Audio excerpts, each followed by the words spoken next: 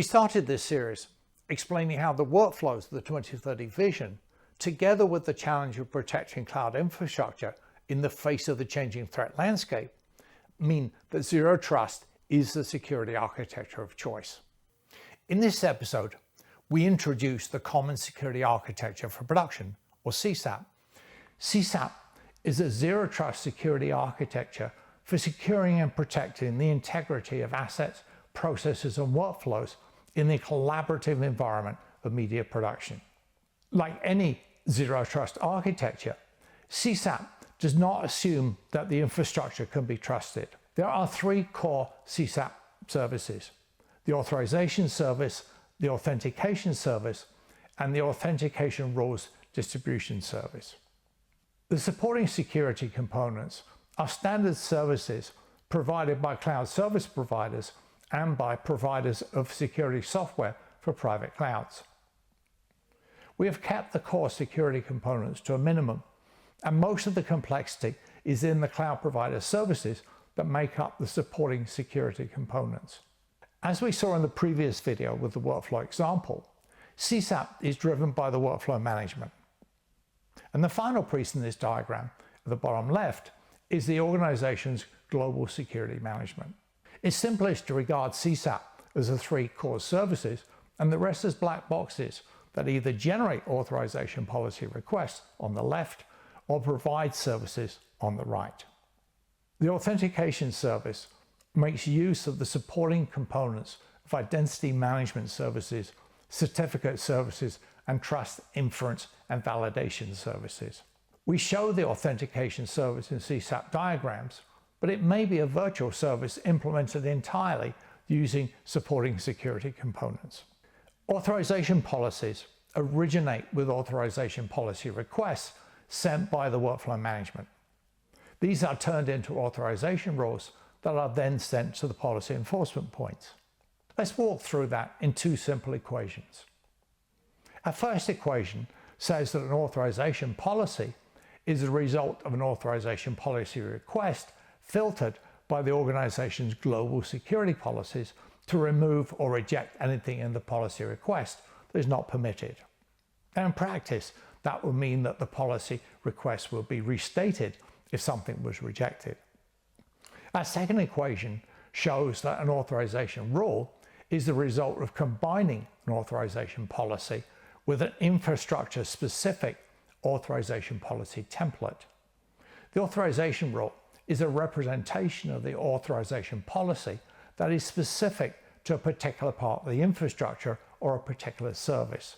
This feature of CSAP is designed to simplify policy enforcement point implementation by avoiding the need for the policy enforcement point to interpret the abstract representation of the authorization policy.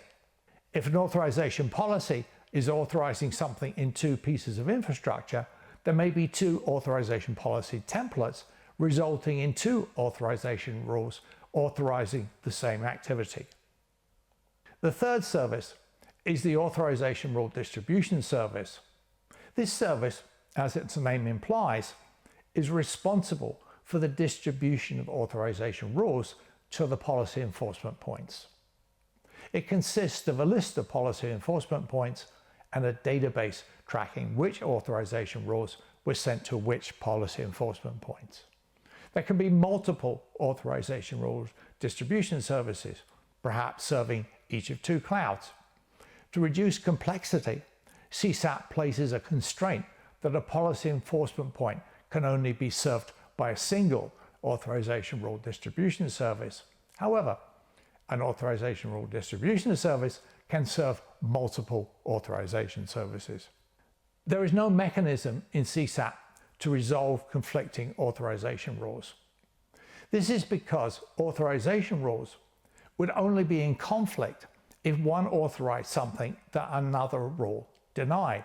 But that condition cannot occur in CSAP because it is denied by default, meaning that there is no need for an authorization policy to deny anything. Security starts with risk management, and resources, including budget, determine the extent to which risks are remediated. CSAP security is scalable because we acknowledge that not everything needs to be secured at the same level. We have defined 3 security levels in CSAP. These describe the functionality that is required at that level. The higher the CSAP security level, the more secure it is possible to make the workflow. Now, just to be clear, this isn't a definition of how secure the system is. It's a definition of what functions must be available to make the system secure. Now, here are some examples where each level might be used. Level 100 can provide better security management than is often the case today because it is zero trust. However, CSAP level 100 does not provide functions that are not available in legacy security systems. Levels 200 and 300 provide functionality that enables greater security, which we anticipate might be used for specific types of content, for example, a TV show season finale or some highly sensitive assets. Now, here are some examples of the functionality required by each level. Now, some functionality is required universally. Since this is zero trust, authentication is required for everything. As we go from level 100 to level 300, the system must support authorization policies that have increasingly shorter lifetimes.